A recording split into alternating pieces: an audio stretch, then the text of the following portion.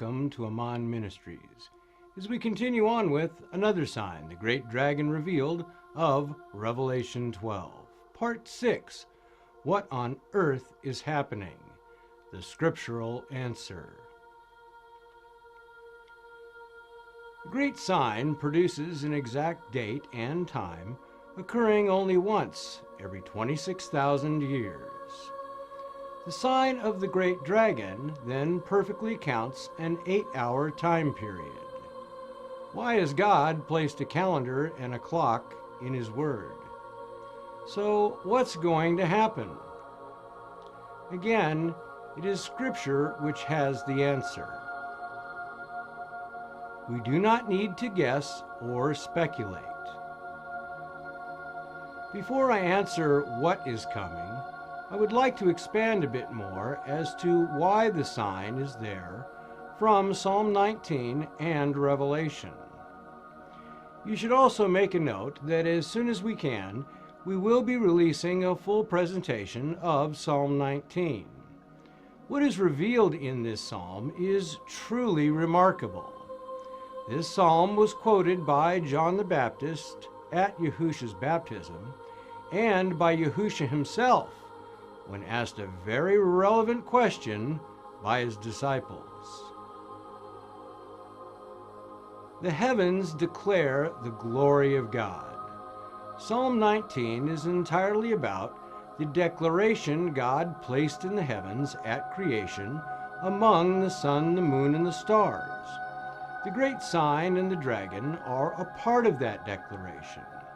The most important part of Psalm 19 to understand right now is this: by them, the heavenly signs, your servant is warned, and in keeping them there is great reward.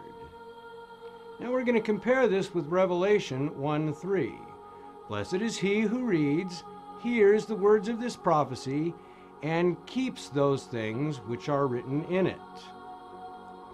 To keep means to wait and watch to see it fulfilled. And the blessing of Psalm 19 and Revelation are the same blessing. Both are prophetic, tied to the heavens, and take place for those who keep or see it fulfilled. Heavenly signs are warnings to His servants and have promise blessings attached. The great sign of the woman and the sign of the great dragon is a warning to His servants with a blessing of great reward.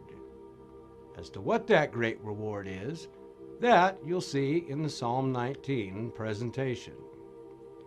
This is why the great sign is there. Now let's go and understand what Scripture says is coming. So why do we need a warning? Well, here is what's not going to happen. The rapture is not coming first. It is not planet Nibiru or planet X. I do not expect any great natural disasters, at least not yet. The stars of the heaven will not fall to the earth. These signs are marking an event and the great beginning of events which must come. So here is what the prophecy says must happen next. And another sign appeared in heaven, behold, a great fiery red dragon, having 7 heads, 10 horns, and 7 crowns on his heads. And his tail drew 1/3 of the stars of heaven, and threw them to the earth. And the dragon stood before the woman who was ready to give birth to devour her child. And war broke out in heaven. Michael and his angels fought with the dragon, and the dragon and his angels fought. But they did not prevail, nor was there a place found for them in heaven any longer. So the great dragon was cast out, that serpent of old called the devil and Satan, who deceives the whole world. he was cast to the earth, and his angels were cast out with him. Now compare the orange section.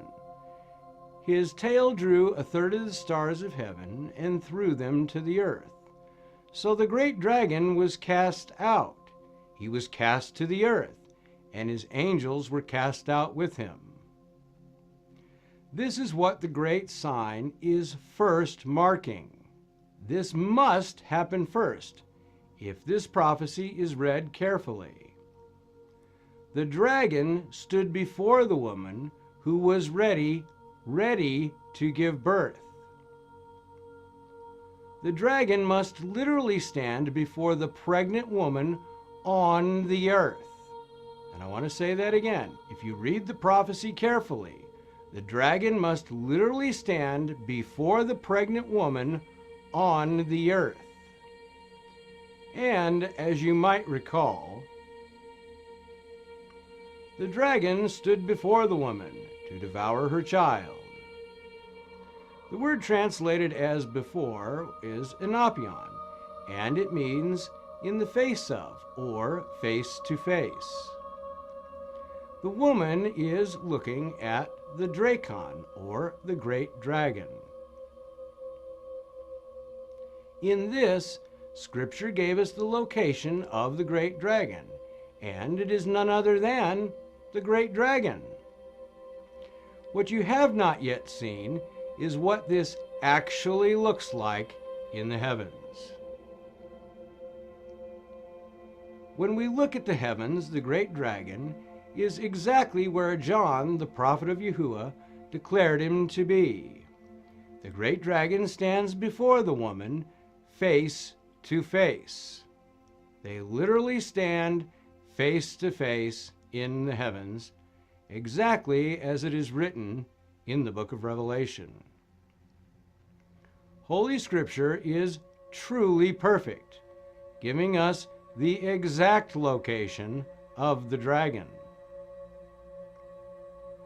As you have just seen, the dragon literally stands face to face with the woman in the heavens. The dragon must now literally stand face to face before the woman upon the earth.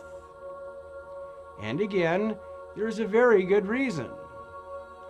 All of the prophecy in Revelation 12 is not fulfilled in the heavens. Numerous portions simply are not there. This does not invalidate what we are seeing. It means that this prophecy will now all be fulfilled on the earth. What took place in the heavens, which we are witnesses to, is a sign from Yahuwah that is now beginning. There will be no more delay.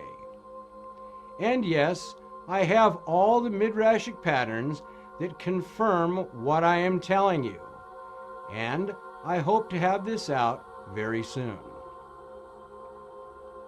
Now is the time to remember and to recall to mind.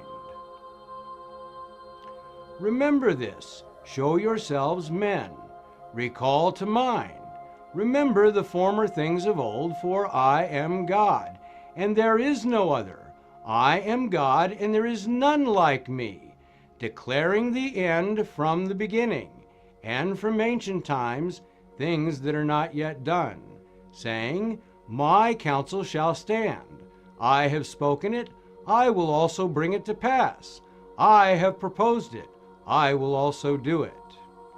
This is the most prophetically ignored passage in all of Scripture, even among prophecy students. And it is critical to understand this. Without the prophetic midrashic patterns of the past, which confirm and expand upon the literal prophecies in Scripture, it is impossible to understand them correctly. This is an absolute mandate from Yahuwah. That which has been is what will be. That which is done is what will be done.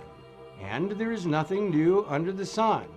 That which has already been and what is to be has already been.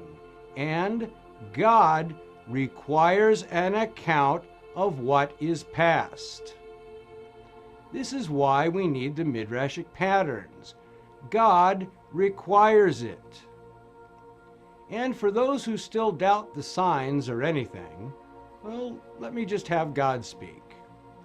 Can you bring out the Mazzaroth in its season, or can you guide the great bear with its cubs?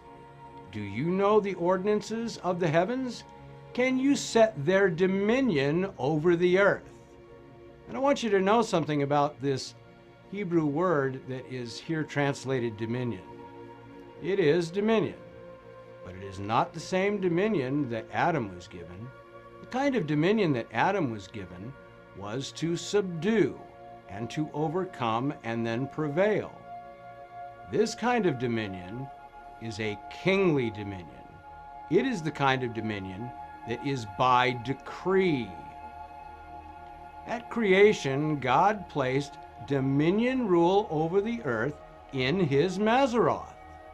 God created signs in the heavens to warn his servants and to prophetically reveal himself to humanity.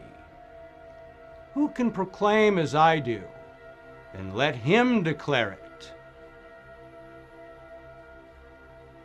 This concludes part 6. What on earth is happening? The scriptural answer. Please join us for part 7. The first woman and the same dragon. A midrash. God said it was all coming again. I'd like to thank you for joining us. Truly, I hope that you've enjoyed this presentation, and I look forward to being with you again real soon. The title of our series is This Final Generation, and you can reach us at our web address, www.the70th7.com. That's the 70th7.com.